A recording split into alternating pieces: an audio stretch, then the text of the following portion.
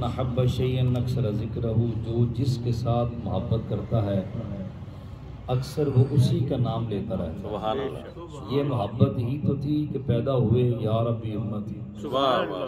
ساری رات رو رو کے دعائیں کرتے ہیں یا ربی امتی، معراج پہ جانے لگے ہیں تو یا ربی امتی، اور میدان محشر میں وہاں جب انبیاء اذهبوا الی غیری اذهبوا الی غیری کہیں گے، اس وقت بھی رب قدوس کی بارگاہ میں جب سر انور سجدے میں رکھیں گے تو ایک ہی عرض ہوگی یا ربی امتی یا ربی امتی۔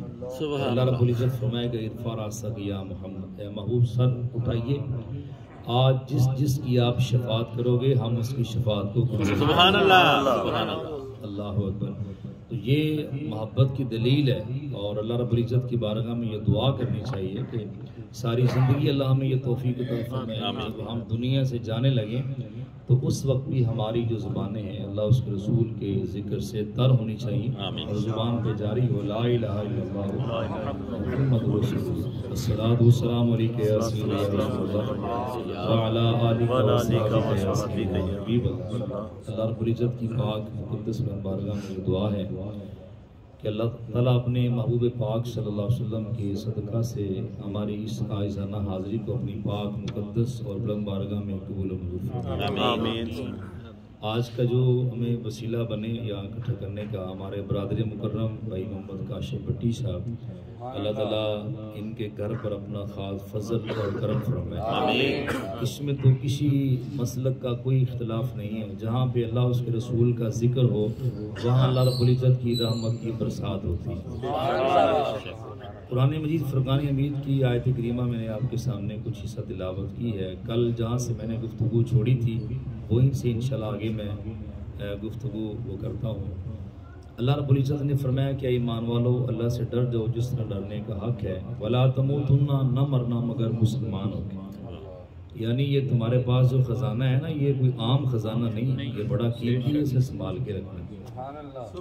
یہ پارہ نمبر 4 ہے، سورہ آل عمران ہے، آیت نمبر 102 ہے، اور آگے 103 جو ہے وہ شروع ہو رہی ہے۔ وَاعْتَصِمُوا بِحَبْلِ اللَّهِ جَمِيعًا وَلَا تَفَرَّقُوا، اللہ کی رسی کو مضبوطی سے تھامے رکھو اور آپس میں تفرقہ نہ ڈالو۔ اب اللہ کی رسی سے مراد میں نے کل بتایا تھا کہ اس سے مراد قرآن پاک ہے، اس کو پڑھنا، اس کو سمجھنا، اس پر استقامت اختیار کرنا اور اس سے آگے اس کی تعلیم دینا۔ اور اس سے مراد اللہ کی رسی سے مراد یہ ہے کہ آقا علیہ السلام کی محبت، آپ علیہ السلام کا ادب، کیونکہ قرآن بندہ جتنا بھی پڑھتا رہے اگر ادب نہ ہو تو کوئی فائدہ نہیں۔ اگر ویسے بندہ دعوے کرتا رہے جناب جی مجھے بڑی سرکار کی محبت ہے، غلام یہ رسول نے موت بھی قبول ہے، اور 2 سال ہو گئے جناب اس نے قرآن ہی نہیں اٹھایا، اس نے قرآن پڑھا ہی نہیں، تو یہ بھی اس میں بھی جھوٹا ہے، یہ لازم ملزوم ہے۔ آقا علیہ السلام میں شروع میں میرا ایک ہی موضوع رہا ہے ہر ربیع الاول کے اندر کہ میلاد مصطفیٰ مناؤ اور پیغام مصطفیٰ اپناؤ، میلاد مصطفیٰ مناؤ اور پیغام مصطفیٰ اپناؤ۔ مطلب ساری رات بندہ اگر محفل کرتا رہے اور صبح اٹھ کے فجر کی نماز ہی نہ پڑھی تو کیا فائدہ مطلب اس کا محفل میں بیٹھنے، اس کا مطلب ہے اسے رنگ ہی نہیں چڑھا محفل کا، اسے پتہ ہی نہیں چلا کہ محفل ہوتی کیا، ٹھیک ہے۔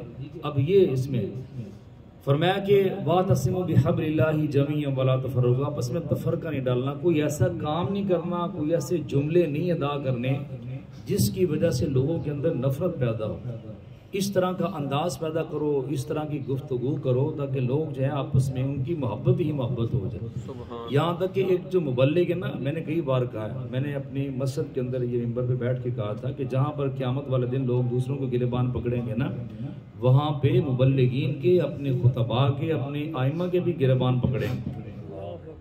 مجھے بعد میں ایک بندہ کہنے لگا آج آپ سب بڑی گل کر چھڑی ہے، میں کہ ہاں میں نے ٹھیک کہی، میں نے کہا لوگ یہاں ہمیں ممبر رسول پہ بٹھاتے ہیں، یہ ممبر رسول ہے، اس میں جو بھی بات ہوگی وہ اللہ اس کے رسول کی بات ہوگی، جس کے ساتھ بھی محبت ہوگی وہ اللہ اس کے رسول کی رضا کے لیے ہوگی۔ ہماری ذمہ داری ہے کہ صحیح بات بتانا، وہ کسی بندے کو اچھی لگے یا نہ لگے اس میں، ٹھیک ہے۔ اب یہ ذمہ داری ہے کیونکہ وہاں لوگ کہیں گے یا اللہ ہم نے ان کو وہاں بٹھایا، ان کو ہم نے ان کی باتیں سنی، کوئی مطلب ہم نے کچھ نہیں کہا، جو یہ کہتے رہے ہم وہ کرتے رہے، لیکن انہوں نے ہمیں صحیح صراط مستقیم پہ نہیں چلایا، صحیح راہ پہ ہمیں چلایا نہیں۔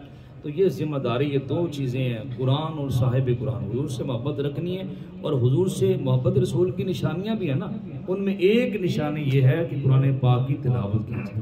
آقا علیہ السلام نے فرمایا کہ جس دل میں قرآن نہیں ہے وہ ویران گھر کی طرح ہے، جس دل میں قرآن نہیں ہے وہ ویران گھر کی طرح ہے۔ اللہ اکبر۔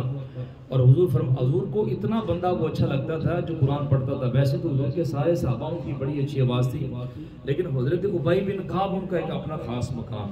ایک مرتبہ حضور نے فرمایا حضرت ابی بن کعب کو کہ اے میرے پیارے، مجھے قرآن پاک کی تلاوت سناؤ، اس لیے کہ اللہ نے مجھے حکم ارشاد فرمایا۔ حضرت ابی بن کعب کی آنکھوں میں آنسو آ گئے اور خوشی سے کہنے لگے یا رسول اللہ، اللہ نے میرا نام لیا ہے؟ سبحان اللہ۔ فرمایا ہاں تیرا نام لیا ہے۔ کہ جو قرآن پڑھنے والے ہوتے ہیں اللہ کو وہ کتنے پسند آتے ہیں۔ حضرت ابی بن کعب خود فرماتے ہیں کہ ایک مرتبہ میں اپنے گھر میں قرآن پاک پڑھ رہا تھا تو اونچی آواز سے حضور باہر سے تشریف لے کے جا رہے تھے، سرکار نے جب وہاں سنا نا تو حضور کھڑے رہے کافی دیر تک، قرآن پاک کی تلاوت ہی سنتے رہے۔ اور بعد میں جب مجھے پتہ چلا نا سرکار اس طرح کھڑے ہو کے میری تلاوت سن رہے تھے تو آپ فرماتے ہیں کہ اگر مجھے پتہ چل جاتا تو میں قرآن پاک کو اور سنوار کے سبحان اللہ، سبحان اللہ، سبحان اللہ۔ ایک مسئلہ یاد رکھیں، میں اگر یہاں بیٹھ کے قرآن پاک کو سنواروں صرف آپ کے لیے کہ آپ کہیں جی ماشاءاللہ ماشاءاللہ بڑی آواز ہے، یہ ریاکاری ہے، یہ ثواب نہیں ہے۔ ریاکاری کو شرک اصغر کہا گیا ہے، لیکن حضرت ابی بن کعب حضور کے صحابی ہیں، انہوں نے بتا دیا حضور کو دکھلانا یہ رب کو ہی دکھلانا، اس میں ریاکاری نہیں ہے۔ اگر حضور خوش ہو جاتے ہیں تو رب خوش ہو جاتا ہے، تو رب نے خود ارشاد فرمایا من یطیع الرسول فقد اطاع اللہ، جس نے رسول کی اطاعت کر لی اس نے اللہ کی اطاعت کر لی۔ اللہ اکبر۔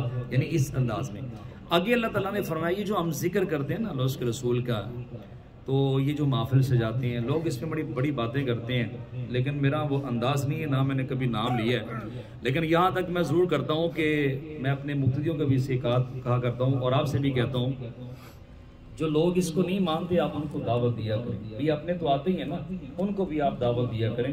آپ کہا کریں کہ بھائی آپ ایک مرتبہ ہماری محفل میں آ کے بیٹھیں، کوئی خلاف شرع کام ہو تو ہمیں بتائیں، ہم انشاءاللہ اس کو دور کر لیں، ٹھیک ہے۔ اس میں اب میزبان محفل جو ہے اس کی ذمہ داری ہے کہ وہ اچھے مطلب جو نعت خواں ہیں ان کا تقرر کرے، قاری قرآن کا کرے، اور اس میں ایسے مبلغ کا تقرر کرے کہ جو قرآن پاک کا درس دیتا ہو اور مصطفیٰ کریم صلی اللہ تعالیٰ علیہ وسلم کی احادیث کا درس دیتا ہو، اور جو ذمہ داری ہے وہ بیان کرتا ہو، ٹھیک ہے۔ اس کے بعد دعا ہوتی ہے، اس میں کوئی خلاف شرع کام نہیں ہے۔ میں نے اس دن بھی کہا تھا کہ خلاف شرع کام صرف میلاد مصطفیٰ میں نہ دیکھا جائے، بلکہ جو ہم شادیاں کرتے ہیں ان میں جو خلاف شرع کام ہوتا ہے ان پر بھی توجہ دی جائے، ان پہ زور دیا جائے، جو زور نہیں دیا جاتا اس میں ہم سب بھی شامل ہیں، سارے پھنسے ہوئے ہیں۔ مثال کے طور پہ یہ جب ہمارے بیٹوں اور بیٹیوں کی شادی ہوتی ہے، خاص طور پہ جب بیٹی کا ہم سامان بناتے ہیں، ایک عورت پورے محلے میں جا کے اعلان نہیں کرتی کہ آؤ سامان دیکھ لو، ہوتا کہ نہیں اس طرح؟ بولو تو صحیح یار، سارے ہوتا ہے نا اس طرح؟ وہ ساری عورتیں سامان دیکھنے کے لیے آتی ہیں، مجھے بتاؤ ان سامان دیکھنے والی جو عورتیں آتی ہیں ان میں بچیاں، غریب کی بچیاں نہیں آتی؟ ایسی بچی نہیں آتی جس کا باپ اپنے وہ چارپائی پہ لیٹا ہوا بیمار ہے اور اس کی دوائی کے لیے بھی گھر میں پیسے نہیں ہیں، ایسے ہوتا کہ نہیں ہوتا؟ ان میں ایسی بچیاں نہیں آتی جو یتیم ہوتی ہیں۔ اور یاد رکھنا، آپ مجھ سے بہتر جانتے ہیں، بڑی عمر والے بیٹھے ہیں، میں بھی 4-5 بچوں کا باپ ہوں، ایک میں اس چیز کو محسوس کر سکتا ہوں کہ بچوں کا دل کیا ہوتا ہے۔ اللہ اکبر۔ جب بندے کی جیب خالی ہوتی ہے نا، اگر بچہ اس وقت خاص طور پہ بیٹی اگر کوئی چیز مانگ لے تو بندے کا جگر پھٹ جاتا ہے۔ اب ہم سب نے اپنے لیے کیا ہے نا، اپنی بیٹی کے لیے کیا ہے۔ آج جب وہ بچیاں سامان دیکھنے کے لیے آئیں، ہر بچی کا ایک ہی دل ہوتا ہے، یاد رکھنا، وہ چاہے وزیر اعظم کی بیٹی ہو یا کسی غریب کی بیٹی ہو۔ اب جب وہ سامان دیکھتی ہیں، جہاں پہ ایک ضرورت ہوتی ہے ہم 5-5 بھی دے دیتے ہیں، ہر بندہ اپنی استطاعت کے مطابق دیتا ہے۔ کوئی بندہ اکیلا 5-5 لاکھ کا ایک بیڈ بنا دیتا ہے اپنی بیٹی کے لیے، سارا کچھ دیتا ہے نا۔ اب جب بیٹیاں وہ سامان دیکھتی ہیں تو جب واپس گھروں میں جاتی ہیں، مجھے بتاؤ ان کو دکھ نہیں ہوتا؟ وہ روتی نہیں گھر پہ جا کے؟ اگر اس کسی ایک بیٹی کا بھی، یتیم بچی کا اگر آنسو نکل آیا اس دکھ کی وجہ سے، ہو سکتا ہے اس آنسو کی وجہ سے ہماری اس بیٹی کا گھر برباد ہو جائے۔ بھی سامان ہم نے اپنی بچی کو دیا ہے نا۔ اب یہ باتیں یہ میلاد مصطفیٰ کا حصہ ہیں، یاد رکھنا۔ یہ جتنے میرے نوجوان تشریف فرما ہیں، خاص طور پہ میرے بزرگ تشریف فرما ہیں، یہ اس کے اوپر جس طرح بھی ہو یہ حکم کو لاگو کریں۔ حضرت عائشہ صدیقہ رضی اللہ تعالیٰ عنہ فرماتی ہیں سرکار جب اپنی ذات کا معاملہ آتا تو معاف کر دیتے تھے، لیکن جب کوئی رب کا معاملہ ہوتا نا، کوئی اللہ کی حدود کو توڑتا، حضور اس کو برداشت نہیں کرتے، سرکار کا چہرہ مبارک جو غصہ آ جاتا، آپ کو جلال آ جاتا، معافی نہیں دیتے۔ آپ نے ایک روایت بڑی مشہور ہے، چھوٹے بچپن سے سنی ہوئی ہے نا، ایک عورت نے چوری کر لی تھی تو سرکار کی بارگاہ کے اندر جب ایک صحابی نے اس کی سفارش کی، حضور نے کیا فرمایا؟ فرمایا اگر اس کی جگہ اگر میری بیٹی بھی ہوتی نا تو یہی اسی طرح عدل و انصاف ہوتا جس طرح میں کر رہا ہوں۔ یعنی وہاں معافی نہیں ہوتی اس انداز کے اندر۔ آپ دیکھیں یار، آپ دیکھیں کہ مصطفیٰ کریم صلی اللہ تعالیٰ علیہ وآلہ وسلم اپنی شہزادی کے لیے جنت سے سامان نہیں لا کے دے سکتے تھے؟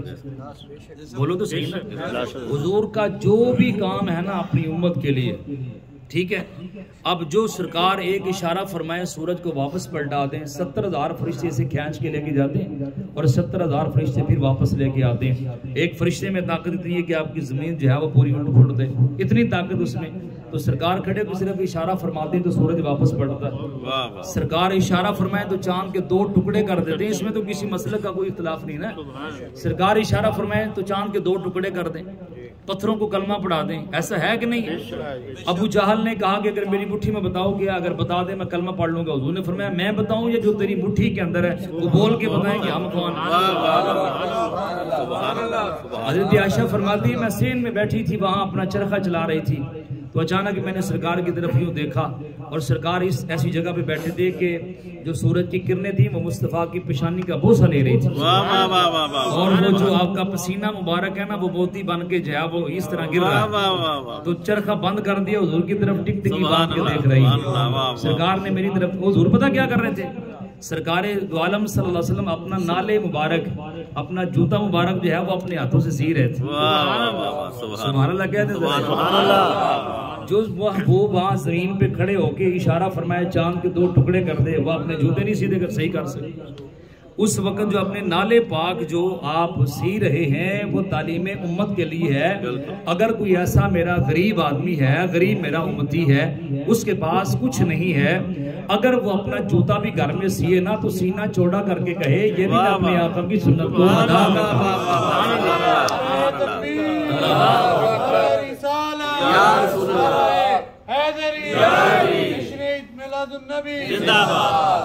آقا کریم صلی اللہ تعالیٰ علیہ، آپ جس کے بھی تعلق اس عالم دین سے ہے وہ پوچھیں ذرا اپنے عالم دین سے کہ آقا علیہ السلام نے اپنی بیٹی کے لیے کیا چیز دیا تھا؟ ایک گدا مبارک تھا، ایک مشکیزہ تھا، ایک وہ گھڑا تھا پانی والا، ایک مصلی تھا جس میں نماز پڑھنے والی، اور وہ گدا یہ نہیں تھا جو ہم مولڈی فارم والا لے کے دیتے۔ اللہ اکبر، وہ کھجوروں کی جو شاخیں ہوتی ہیں ان کا بنا ہوا تھا، اور وہاں چکی سیدہ زہرا پاک نے خود اپنے ہاتھوں سے چلائی۔